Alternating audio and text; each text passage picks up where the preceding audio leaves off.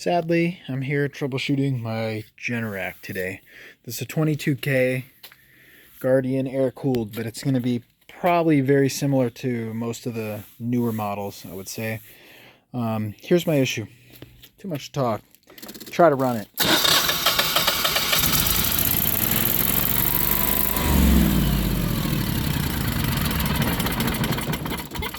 Get a start stall. Sets an error, RPM sense loss, which is 1501. Once in a while, I'll get one that's like a 1902 for a low voltage. Basically, they're both the same problem. Now, that's kind of weird. 1501 is saying basically RPM loss, meaning it's supposed to be running and the RPM's dropped. See, to me, I'm an automotive background, so when I see RPM loss, I'm thinking more like crankshaft position sensor, these types of things. All that code really means is the engine should be running, but it's not running. So that, first off, is going to be a big help. So I do have a friend who is Generac certified, so he let me borrow the service manual, and I read quite a bit of things and also picked his brain a bit. So this will be helpful for somebody. So if you got that 1501, you probably want to do this troubleshooting. If you've got the undervoltage, the 1902, that could be a lot of different things, but in my case, if it runs a little bit longer, it won't set the 1501 RPM loss. It'll set the 1902 undervoltage. Now, for that, I found out through my friend how to go to the dealer menu, which I'm not really going to show you, but you can figure it out if you Google it. I'm going to clear the code right now. If I go through the dealer menu, I was able to look at the input voltage from the grid. It'll be about 240. When I run it, I can also look at the generator output voltage in that dealer menu, which you need a little sequence of buttons for. And I could see that it is making voltage. So I'm not really worried about this generator portion, because I see when it does run, it makes good voltage. But when it doesn't run, obviously it does make, like, as it's stumbling and stalling out, yes, it's going to do under voltage because it doesn't have an RPM to be able to make that voltage. So I've watched a lot of videos. I'll cut right to the chase. I'm going to say, oh, inspect the spark plugs and check the valve clearance and check all this. And that may be true, but my problem has not been shown in any video or help manual or questions that I've been able to find online. So this I had to figure out really from scratch. Pull the side of the panel off. Here's your, I say loosely, regulator, but this doesn't really regulate pressure. It's more of an on-off valve. This port right here is your constant propane feed, and that should be at 10, really like 11 to 13 water column, so not PSI. This is what's actually going into the machine. So just knowing those two pressure ports is pretty critical. And now I'm going to explain a little bit about how this is plumbed in. So this is the line I ran, and I personally ran 3/4, and I can run 3/4 because I'm about 15 feet. 3/4 is the maximum for 15 feet. Now, technically, every one of those elbows is equivalent to like 2.5 feet. So I'm actually really more around like 20. So I'm kind of breaking the rules. When I talked with my Generac certified friend, he's sort of like, no, you should have run 1 inch. And he's right, I should have run 1 inch. But I ran 3/4, and this thing ran like a beast for a year. So I'm confident it's not the plumbing, but what I can do to really verify that, I can check the water column. I can check the pressure. From now on, I'll just call it pressure, right? I can check the incoming pressure. So that was my first thought. Now, to do that, you need, we're going to call this a manometer. There's probably a few different ways to check it, but you want something that can read pressure, but not PSI. You want inches of water column. So let me show you where I'm going to hook that up. All right, so I'm going to pop this little Allen out, and yes, propane is going to come out. So I'm not saying that this is DIY friendly. I'm hoping this is going to help somebody with good aptitude and who understands safety. If you are nervous about propane or working with propane around high voltage, just hire the professional. That'd be the smart thing to do. But I'm going to show you something. So I'm going to do this off camera, right? But all I'm really doing, I cracked that fitting loose, and I'm just going to take it out. Actually, I'll tell you what, I'll show you something very interesting. I want you to listen. All right, so here's something I learned. Watch this. As I pull this out, listen carefully. You noticed it was a and then it backs off a lot. What's very interesting, this explains the start stall. Let me get this one threaded back in here real quick. So what I noticed is basically it builds up enough pressure, it starts and runs, and then it'll run for, you saw, I mean, it might be 10 seconds or it might be 30 seconds, but it stumbles and dies. So what I found on the manometer, I would hook this up, and it's intermittent too. So this is the other complicated part. I'll hook this up right here. Let me do that. All right, so with it hooked up to the incoming, that gets pressure all the time. Looking at, I don't know, 12 inches of water column. That's great. By the way, this one you can test to see if this valve is working. This one should have no pressure right now, but then when I go to start it, this valve will open and that'll link the incoming pressure to the pressure that actually goes up the hoses and into the air mix, into the mix nozzle right there. So, oops, let me pop that back on there. Like I said, safety second. Now, if you're not comfortable with this, don't do it, but still a lesson. So watch that.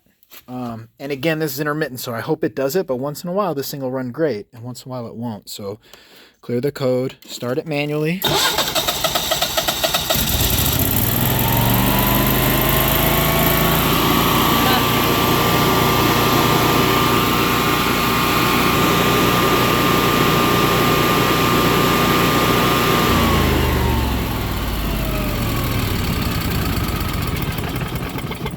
All right, I had a feeling that may happen. Right now, it's actually going to run fine.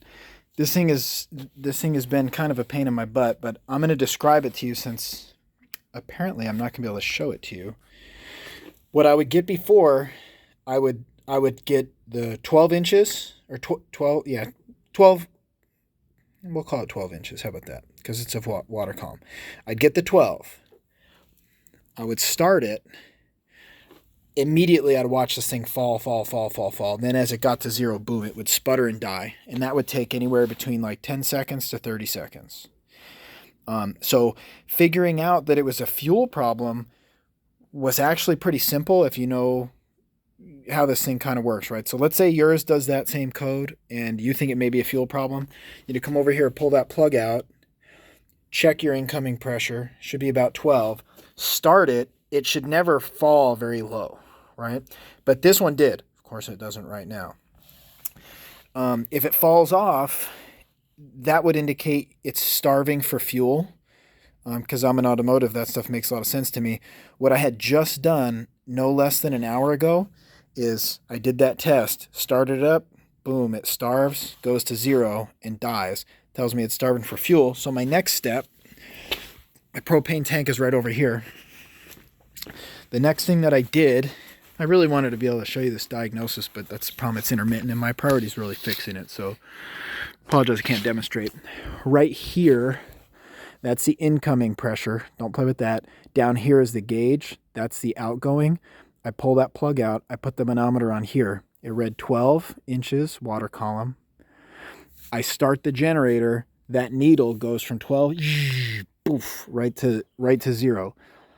So how the heck could I have zero coming from the propane tank through this regulator? And the ultimate diagnosis, if you end up with zero or too low pressure right here, there's a restriction inside this propane regulator. So this generator stalling intermittently has actually nothing to do with the generator at all. It's all to do with this pressure regulator.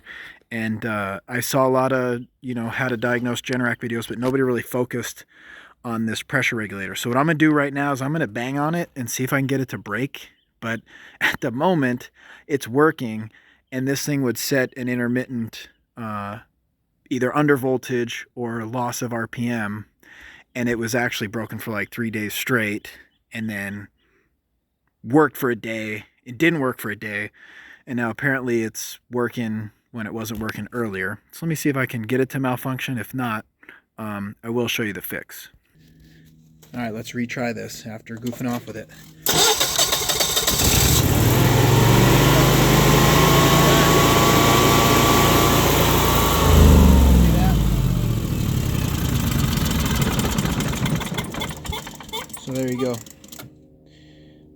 And there's my code. And so you can see the correlation between the fuel pressure dropping and the machine dying. It's clearly a fuel supply problem. Now, that'll actually climb its way back up. All right, so just in a few seconds, see, climbed its way back up. So the way I visually explain this is there should be an unlimited supply of pressure going underground in a big pipe and then going in my 3/4, which if you have further run to be a 1-inch, right? At no point should that needle dive all the way down to close to zero, but it does. So clearly there's a restriction either there to my house in the main underground line, or maybe between my house and here in my piping. So now we actually have to go to different points and test the pressure. I did something like, kind of off the record. I opened up the union over there and I turned the propane on and I heard a big rush and then it kind of dies off. And there's still flow, but there's not that much flow. So it kind of tells me that I have the same problem here as I do here. So if I have no difference between these two, it's not this pipe right here, right? If I had unlimited flow right there and I'm starving over here, it would be this pipe right here. But that's not what happened. So my next step is going to go over to the source. All right, so as you can see, oops, I just dropped the piece. Let me grab that. There it is, right there, the adapter. So as you can see, we come out here, and I'm going to show you a little bit this regulator. I popped the cover off because I found out that's your inch, your inches of water column adjustment. That's your pressure adjustment right there. I tried to tweak it up just to see if it would help. It did not. This is the incoming. That's going to be high pressure. We don't really deal with that.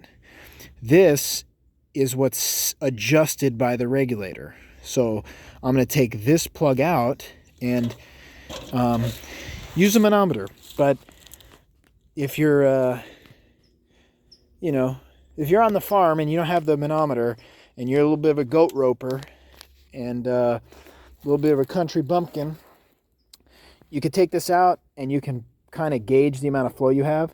This one's interesting. It should go shh, but what I found, I'd pulled this out and it would go shh, and then it was a big burst and then much less. So it tells me that there's a restriction before this point. So I've got a restriction somewhere between the tank and the outlet of this regulator. Now technically I should actually measure the incoming pressure, but I don't exactly know what that pressure should be. So essentially the fact that I know that my tank is full, or at least has plenty of propane in it, and I'm already starving for fuel at this point, I've diagnosed this as a regulator.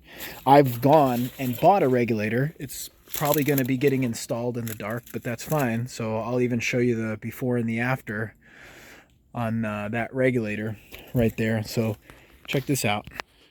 All right, so as I get ready to hook up this gauge, watch this.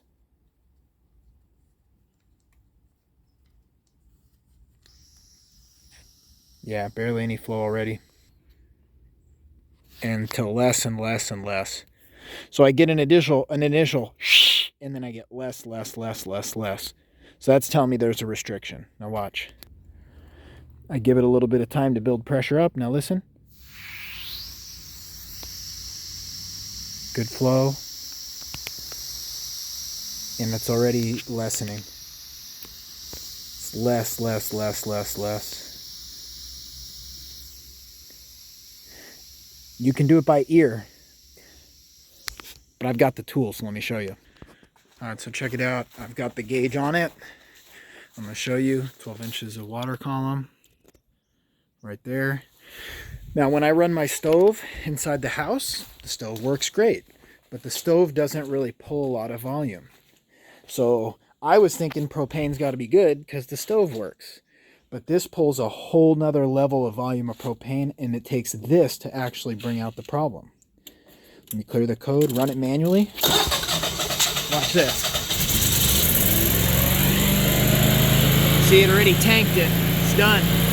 Now it'll burn up a little bit more of the propane in the line, and then it dies. And then in a few seconds, that'll be back up to 12. All right, so like I said, a few seconds later, it comes back up. So the diagnosis is the regulator. I'm going to put a regulator on it, and I'll show you that it's resolved. But these whips are supposed to be a one-time use because they have a fitting. You know, they don't take Teflon tape. There's an actual ISO, like this bubble flare right here. So that has any sort of corrosion. You don't really want to reuse it. So I'm not an expert. Don't do this yourself unless you absolutely know what you're doing. And you see what I'm doing, letting propane go out and stuff like that. I'm being really bad. But I'm trying to help you understand the concept of the propane fuel starvation causing this code on this Generac, because it's under warranty, and I was going to call a service person and they would have made me pay a minimum diagnostic charge. And I'm thinking, well, I'll get reimbursed because the generator is the problem. It's under warranty. Well, this is not covered by the generator warranty. So I'm glad that I'm here doing my own troubleshooting because it's going to save me a bunch of money. And I do have at least enough skills to get this done. If you don't have the skills, just call the repair person. They'll figure out if the problem's over there, if the problem's over here, if the problem's in the pipe, you know, whatever. So let me knock this out. I'm going to get my headlight and button this up. Alrighty, so I'm obviously going to turn this off. I turned off the house so that way when I undo this, all the propane doesn't come out from the house. And these are reverse threads, so I won't take you through exactly how to do this. I'm probably not really the right person to be showing you this. There's people who do this professionally. But I am going to undo this whip down here, and then I'm going to spin this regulator off using a pipe wrench. And then I'm going to use the appropriate propane Teflon tape, spin it on, and then I'll check it for leaks with a dye tester, and I'll verify you the generator will run. So the seat right there is clean, but you can see there's just a lot of corrosion right here. So this is not the type of thing that should be reused with the dirt and debris and junk. So get the little whip. While I had this apart, I went ahead and looked inside the pipe, make sure everything looked clean. I don't like the pipe dope on these. I do like pipe dope, but not on propane, because I did find on that stuff I previously piped up little remnants of the pipe dope inside. So I'm going just with the yellow gas specific Teflon. I'm going to get this snugged up, check it for leaks. Alrighty, so new regulator's on. Again, this is the seat, not Teflon tape. Definitely Teflon tape. Definitely not Teflon tape. And now what I'm going to do is turn this on. I'm not really looking to show you how to check for leaks. Everybody's going to check for leaks their own way. But the dye is a good way. And now I have no idea what the pressure is. So I'm going to go to this gauge and verify the pressure. Alright, so before I do that, to prove a point, I'm going to try to get the light working here. Listen. Totally different. Consistent pressure. And put the gauge on there. Yeah, I'm pretty good with that. So this one might be a hair lower than the last one after I had adjusted it, but we're in spec there. 11 inches water column was the spec for the generator, so we're good. I'm going to set this up here. I'm going to go start the generator, and I'm going to prove the fix. So everybody can say it's fixed. I'm going to prove it to you. All right, as you can see, red LED. I need to clear the code. And oh, you know what? I need to turn the propane back on. I forgot. Like I said, I flipped this, going to the wrong spot, and I live here. I flipped this valve so that it didn't back out of the whole house, right? So now that I turn this on, listen, not much different. Now that I turn that on, propane will make it not only the house, but to the generator. So that wouldn't have been a fix. Okay, here we go. Manual. I don't know, it may stumble because there might be air, but it's going to be working.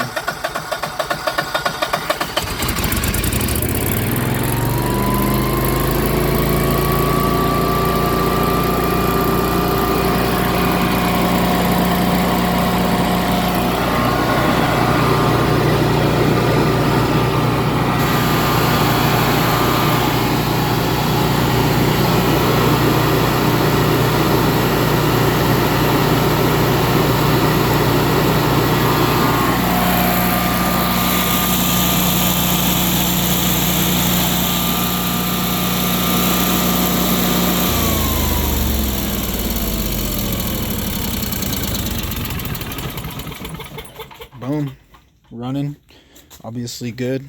I'll go over and verify this gauge. Guess I could have done it while it was running, but yeah, see, it's gonna be great now.